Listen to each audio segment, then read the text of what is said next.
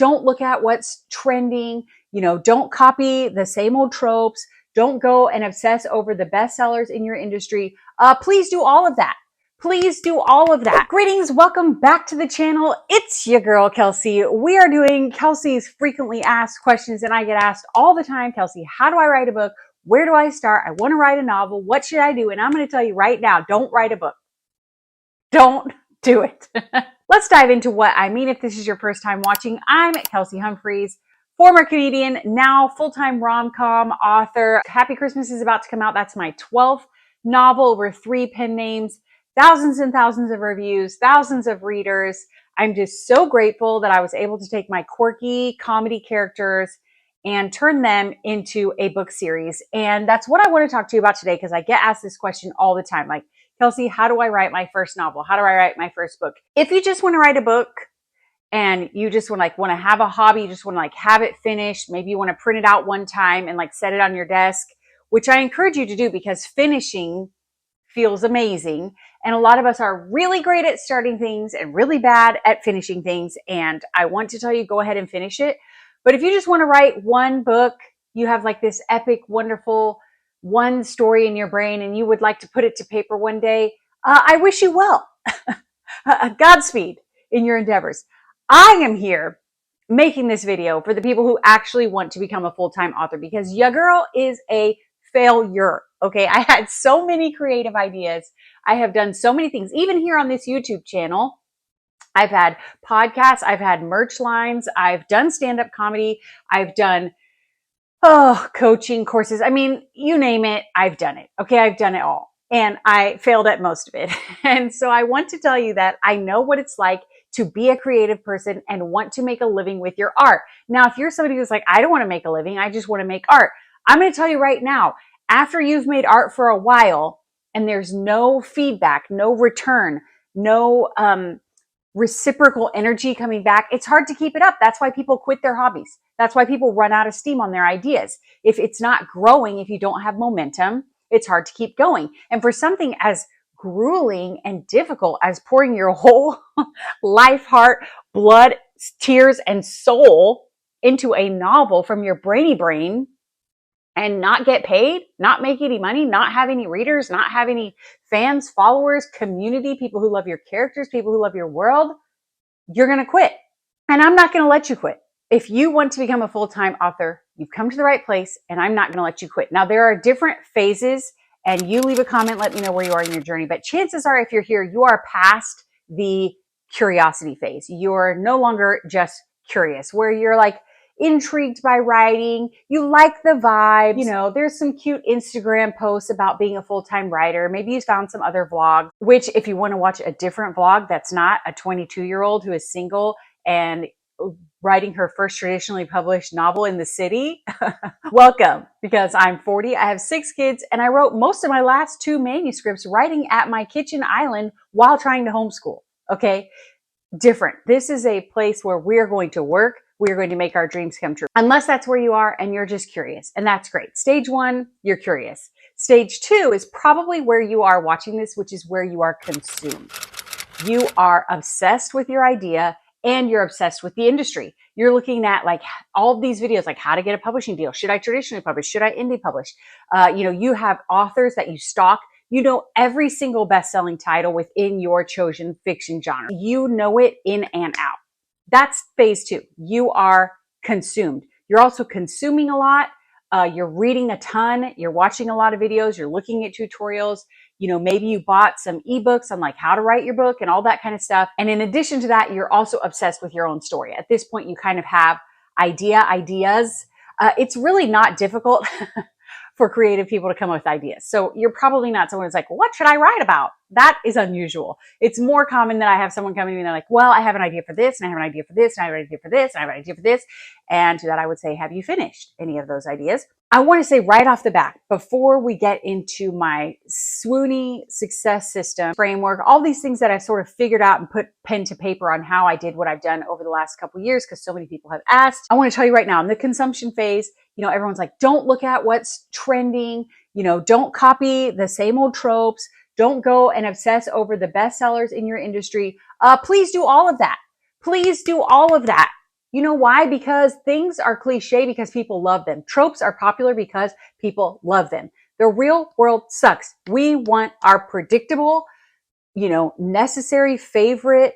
Cannot wait till we get to that point in the story where he says, who did this to you? Or he says, that's my wife. Where's my wife? The plot twist. Like, we know it's coming when all of your hair stands on end. Those cliche things, those super tropes that are everywhere for a reason.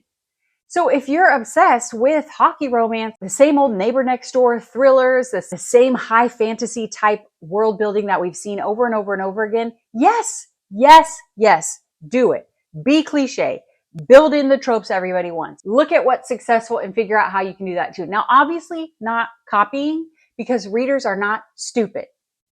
If you want a career, you need readers who come back again and again, and they already know your genre and they've already read the bestsellers. So I'm not talking about copying the bestsellers. That's stupid, because people will be like, this is clearly a copy of this book, and they'll give you 1 star. So I'm not talking about copying, but I am talking about, like, what's your favorite thing from Hunger Games, Harry Potter, Lord of the Rings, Star Wars, whatever it is. Yes to all of it.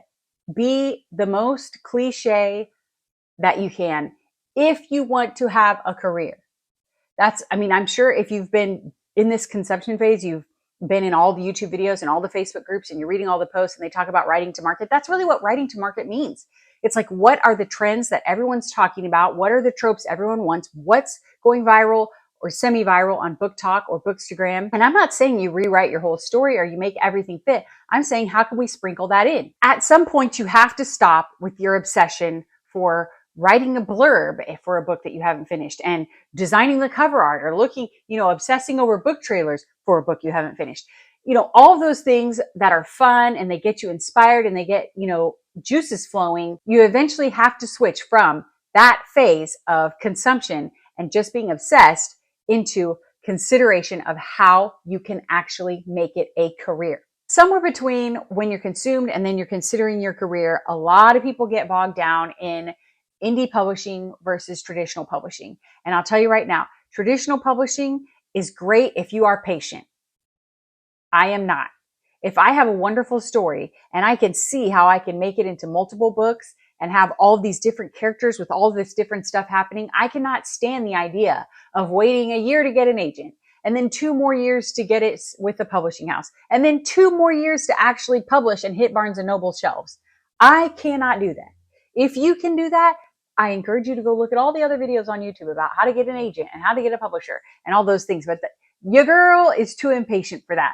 Also, I wanted to have my own business. Like, I wanted to be moving and shaking and actually making a profit, not just making in some money, but having profit at the end of the year, actually having money that comes home that goes towards my family and my groceries and my bills. And you do get paid with traditional publishing. You get an advance, right?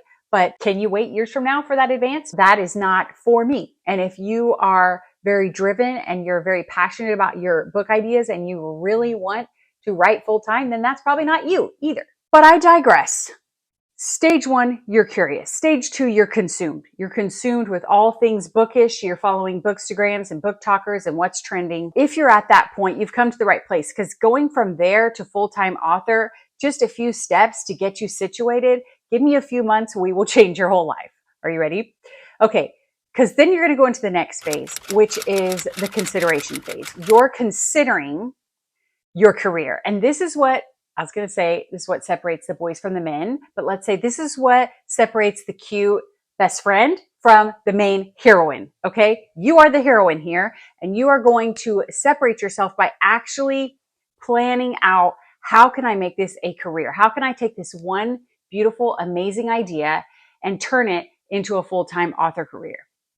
One idea is not enough. One great book is not enough. Even if you do all of the painstaking, very patient work that it takes to get an agent and get traditionally published, guess what they're going to say when they take your first manuscript and they're looking at it? They're going to say, what else are you working on? What else do you have? Okay, so it's not just enough to have one idea. I'm telling you right now, so many people are like, I'm going to write this great book. Well, you're going to have to do more than that. Okay, so in the consideration phase, you are going to take your idea and you're going to build it into a series. I remember when I was working on my first rom-com, and it just seemed like, I don't know that I can turn this into multiple books. I have this one idea and I have a few characters, but that just seems really daunting and so many words. Like if you're trying to write 1,000 words a day, 2,000 words a day, if you just have a full-time job, you're writing 500 words a day, writing a whole series seems like a lot. But I have a simple series framework that kind of takes us through, okay, how can we take one idea and make it into 3 books, 6 books, something that will pay your bills, something that will get you to quit your job. So we're not talking about a book. We're not talking about a duology or a trilogy. We're not talking about creating a world, though that is part of it. We are talking about a multi-book series that has the seasoning throughout, little Easter eggs, little connections. If you want to create an addictive series, you've got to have a framework that sets you up for success. And this is what I kind of built out of my Heartlander rom-com series. Like for a debut series to have thousands and thousands of reviews, make almost 6 figures in 12 months. It was just after 12 months that I hit that. I mean, that is cray cray.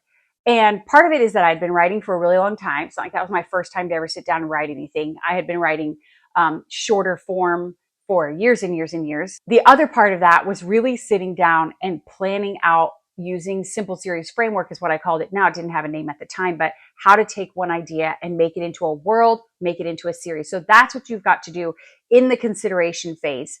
I want to keep walking you through the phases because there are multiple steps. The consideration phase is probably the most important phase in this whole process because I'm talking you through all of the phases you're going to go through to get to be a full-time author.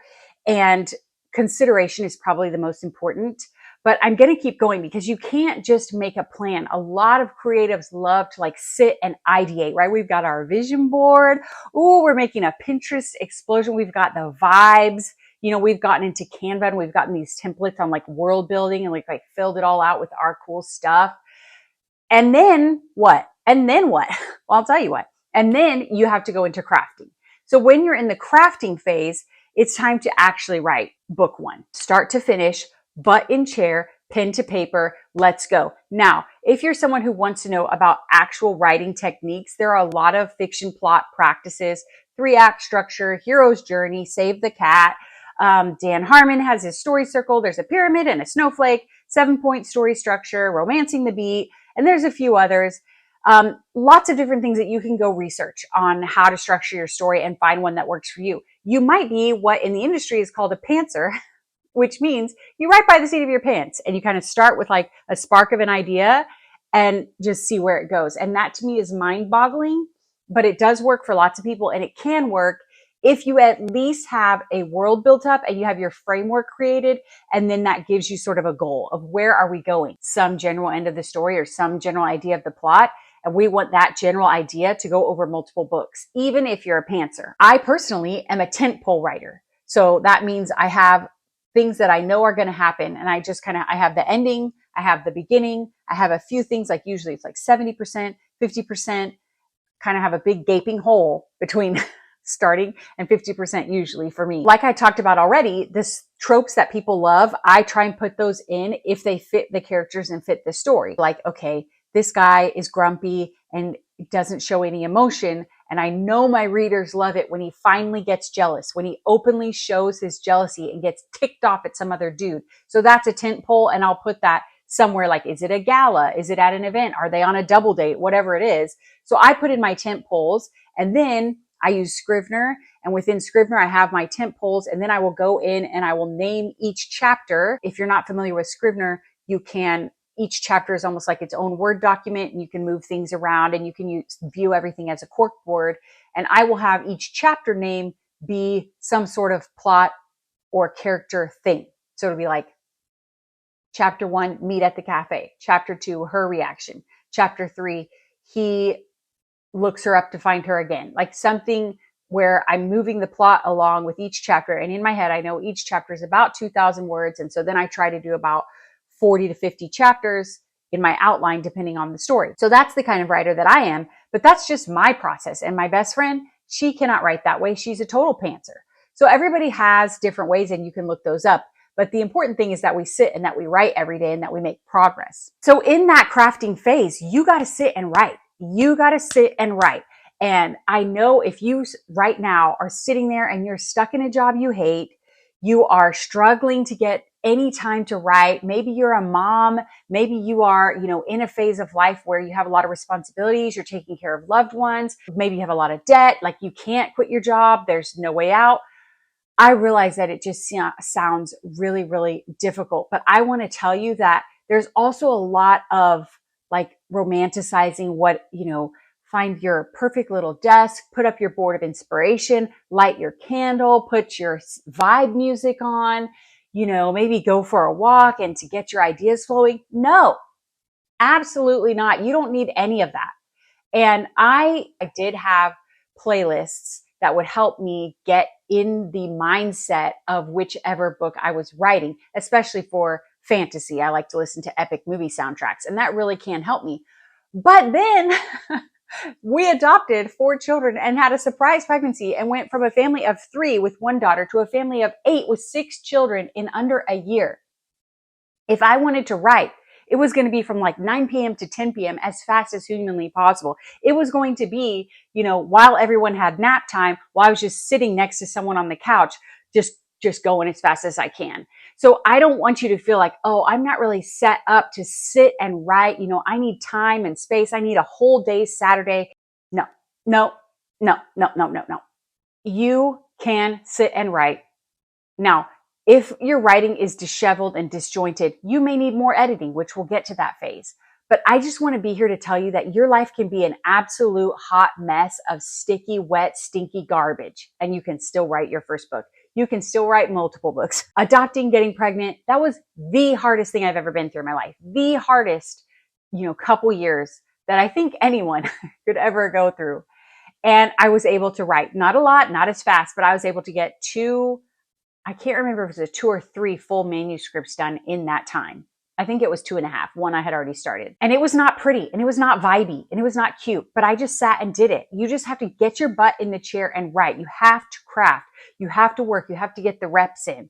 Your first book's not going to be amazing. You're going to have to rewrite it probably. So let's get it out of the way. Let's get that first draft out of the way. From crafting, your crafting phase, you can't move to the next phase until you've finished book 1. You can't. I won't let you. Everybody wants to dabble on all these different book ideas and all these different worlds, and they want to jump from story to story. And I understand that that's part of the appeal of being a creative entrepreneur and being in charge of yourself, is that you can jump from project to project, and we all have that creative urge to do it. But until you have 1 book done, you're never going to get to the point where you can pay your bills. I mean, seriously, what are we doing? What are we doing? So you've got to finish book 1. From your crafting phase, you're going to go to the commitment phase, which is that you are hitting a daily word goal. You are hitting a routine. And even when it sucks, for me, it's always like 30, 40% into the story. Like we've gotten over the sparks that fly at the beginning because I write romance and I've set up the world and I've got everything going. And then we have to go through character development, relationship development. For me, I'm a slow burn. So I know 50% is maybe the first kiss or first intimate. I just want to get to those pieces, and it's such a slog. But the only way to get there is to write through it. That's one of my big phrases for my life is write through it. Write it out. Write through it. You cannot stop when you're stuck. You cannot say I have writer's block. No, you don't. The only way to get through writer's block is to write through it. That's not to say you don't take a break and maybe go for a walk or, have a cup of tea, talk to another author, vent, whatever, but you're hitting a word goal 5 days a week like you would for a job. You're hitting those word goals. That's the commitment phase. Then you go into the next phase, which is clarifying. When you're clarifying, you have an editor. You're rewriting, you're hiring professionals to help you. You cannot, I know there's lots of talk about AI editing. AI editing can catch some things. And honestly, Microsoft Word has AI built into it. Scrivener, Google Docs, all of that stuff has AI built into it already. We've already been using it. It's predicting what words we're typing. It's auto-correcting. I'm not anti that, but you have to have another human, another set of human eyeballs read your book, when I had my first few books, my editors were brutal. I was like, I don't think she likes me. I don't think she likes the genre. I don't think she likes my story. Like, she just ripped me a new one. I had three different editors. They were pretty brutal. And I wanted it that way because it would make my story better. It would make me better. So you have to go through the clarifying phase. You have to, I know you have questions like, well, how do I find an editor? And how do I find someone good? And how do I know they won't rip me off? And how do I know they're not just using ChatGPT and then charging me for it? I get it. You have all those questions. And within my Swoony success system, I will dive into that deeper. But for right now, going on with our phases to get you from hobby with an idea to full-time fiction author, clarifying is a stage you cannot skip. You have got to get a professional editor. After you start editing book one, that's when you go into the calculation phase. And this is one of the most difficult stages, at least for me, because this is when you keep writing books and you bank them. And it is really hard for me to have an amazing book and not put it out. Like, I want to put out a book the second it's finished. The second the editor and the proofreader, we've got things on, I want to publish it. But that's just not how the world works. Not to mention you have to do some marketing things beforehand and afterwards. You need to bank your books. If you want to become a full-time author, you need to have 4 books at least in your series so that you can put them out every 90 days. And I know that sounds crazy insane, but once all the heavy writing is done, the actual publishing every 90 days is a pretty simple process, and you get it to be a well-oiled machine, and you bam, bam, bam every 90 days. And you have to bank in order to keep up that pace. Now, I will tell you, I couldn't keep up that pace, but our life kind of exploded in a way I did not expect. Because while we did expect to adopt, I did not expect to get pregnant. I did not expect a surprise pregnancy. We were totally thrown for the best loop, but a huge loop. And so I didn't keep up my publishing schedule. And so no, I'm not still making 6 figures every single year. That only happens when you keep up your publishing schedule, which is why you have to go through the calculation phase of how fast can I write? How long do I need to sit on books 1, 2, and 3? You don't have to have 4 to 6 books to have a series, but you've got to be prepared to publish 4 books a year, 1 book every quarter, if you want to do it for real. And I'm a romance author, and I believe in the power of a romance interconnected standalone series. That's what changed my life. But it doesn't have to be romance. You can do the way you do your simple series framework, the way you build out your books in this world, in this universe. It can be mystery. It can be high fantasy. It can be cozy fantasy. It can be horror or any kind of fiction. I mean, you just have to set up your series framework the right way. I feel like I'm moving my hands quite a bit.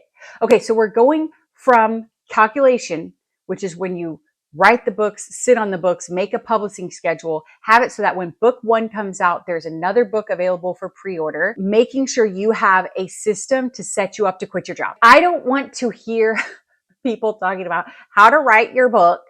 I want you to sit and think, how am I going to quit my job? If that's your dream, let's talk about making the dream a reality. Notice I haven't talked anything about social media yet. We're not sitting here trying to make TikToks. Okay, if you want to make TikToks all day to sell your idea, that's great. It will suck your soul right out of your body and you'll have no soul left to write. Because even people who make it big on TikTok, they have already succeeded enough to hire people to help them. Even I have someone, my assistant, she posts on TikTok for me, and it nudges the needle every so often, but it's not like it was in the glory book talk days in 2021, 2022, 2023. I had a book trailer video, just 2 quotes, and it got up to 30,000 views, which is not super viral or anything.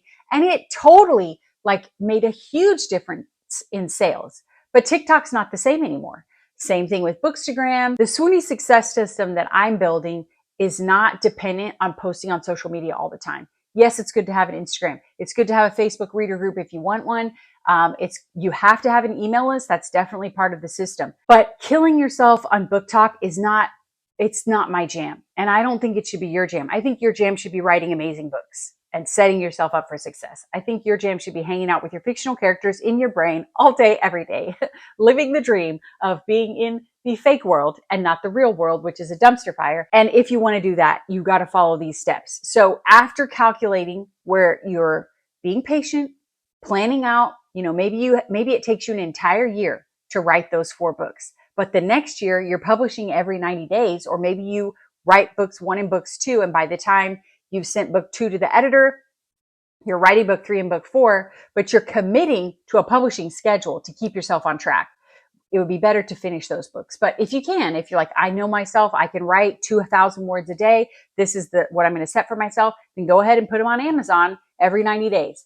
And so you maybe don't have to wait an entire first year to do the writing and batch them and sit on them. But you need to at least have 2-3 books done that you can sit on while you write books 4, 5, 6 and start publishing. Next, you're combusting. Now the combustion phase is when you finally hit publish, when you finally start to do some marketing. I have done it all. I have sent out really fancy, nice influencer packs. I have, tried to sell hardcovers and paperbacks from my website. I have merch on my website you can buy. I've told you I've done Facebook ads and I've done Amazon ads, Instagram posts, TikTok posts. The most profitable thing you can do is write the next book. But there are some marketing things. You do want to have beta readers. You do want to have ARC readers. You do want to have early reviews. Those are things within the system that we definitely want to do, have to do. But this is the really fun part of finally getting to hit publish, finally getting to say, hey, I finished this book. It's out. You can buy it. Not like, hey, read this book I wrote, but spend money. And after that, you're cruising. What's great about the cruising phase is that you have multiple books out and all of your marketing energy can just go to one book. All of your posts, if you go look at my TikTok, you can see I just constantly post everyone to things I should have said. I'm just sending people to things I should have said over and over and over. My Facebook ad is just things I should have said over and over and over, because with the Simple Series framework that has all that good world building throughout. And it's not a fantasy series, it's rom-coms, but obviously I still built a world within our contemporary, real life. And I put all the things in the Simple Series framework that all I had to do is get them on book 1. I get messages almost weekly of people who are like, I just read all 6 books in a week. I could not put them down. I binged through all of them. Well, that's what makes a Facebook ad or an Amazon ad or a TikTok really effective, if you can just push everyone to book 1. And then you have 3, 4, 5 books. They read through all of them. You're making such a big return on that investment. A lot of people are trying to do the advice that they read and the things that they've heard. So they have one book and then they set up a Facebook group and they start doing an email newsletter and they post a bunch of TikToks and they set up a Facebook ad. Well, none of that's going to get you to the point to quit your job. Not unless you have more books coming out, not unless you have a whole series set up. So when you're cruising and you finally are to the point where you are saving money, you are banking money, and you have a successful series, books 1 through 4 or 1 through 6, depending on how fast a writer you are. And you don't have to be the world's fastest writer to make this work. It will take you a little bit longer.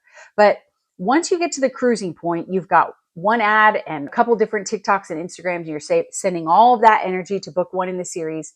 Then you just duplicate this Simple Series framework for all of your many ideas. You have so many ideas, right? Ideas are not our problem.